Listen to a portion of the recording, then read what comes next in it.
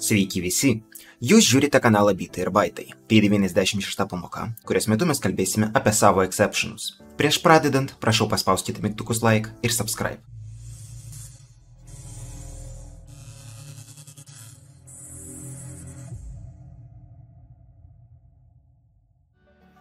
Mes turim paprastą struktūrą ir galim padalinti tos struktūros objektą iš floato. Tai dabar ir išbandysim.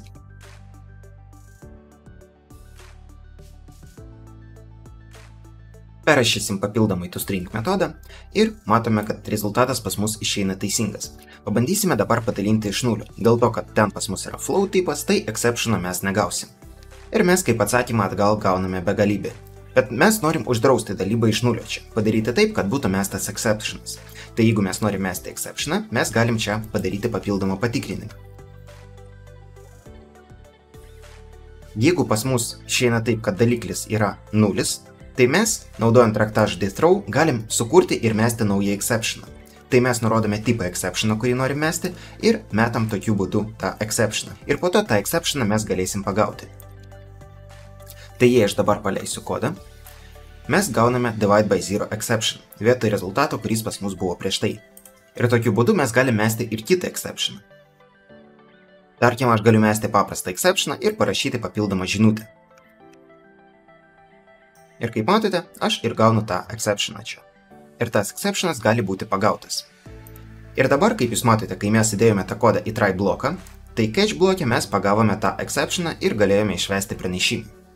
Bet ką daryti, jeigu mes norim sukurti kažkokį savo exception? Viskas yra labai paprasta.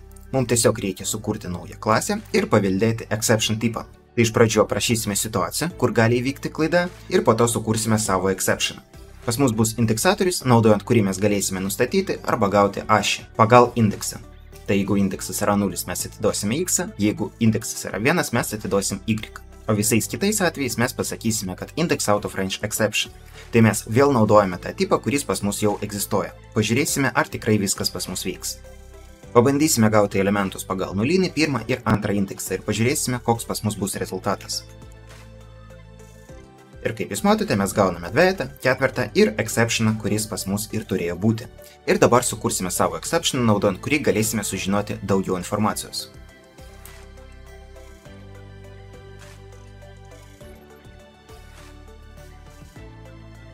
Mes paveldim iš exception tipo ir galim perkrauti kažkokį iš konstruktorių. Tarkim, pas mus bus perkrautas konstruktorius, kuris priima message ir tą message perduoda į bazinę klasę. Arba mes galim sukurti konstruktorių be argumentų. Ir tas konstruktorius be argumentų pagal nutelėjimą iškvies bazinę klasę be argumentų. Galim net parašyti papildomai taip. Ir kol kas toks exceptionas jokios papildomos informacijos mums nesuteiks. Tai mes čia galim išsaugoti papildomai ir indeksą. Ir tą indeksą mes nustatysime per konstruktorius. Lygiai tą patį padarysime ir čia. Tik jis turėtų būti pas mus public. Ir dabar čia aš jau galiu mesti ne tokį exceptioną, o kitą savo exception, kurį aš sukūriau. Tai pasirinkam invalid vector axis exception ir perdam mūsų ašies indeksą. Ir čia dabar tą exceptioną galėsime pagauti. Tai mes pagauname tą exceptioną, galim išvesti pranešimą ir taip pat galim nurodyti, o koks pas mus buvo indeksas. Ir paleisim dabar tą kodą.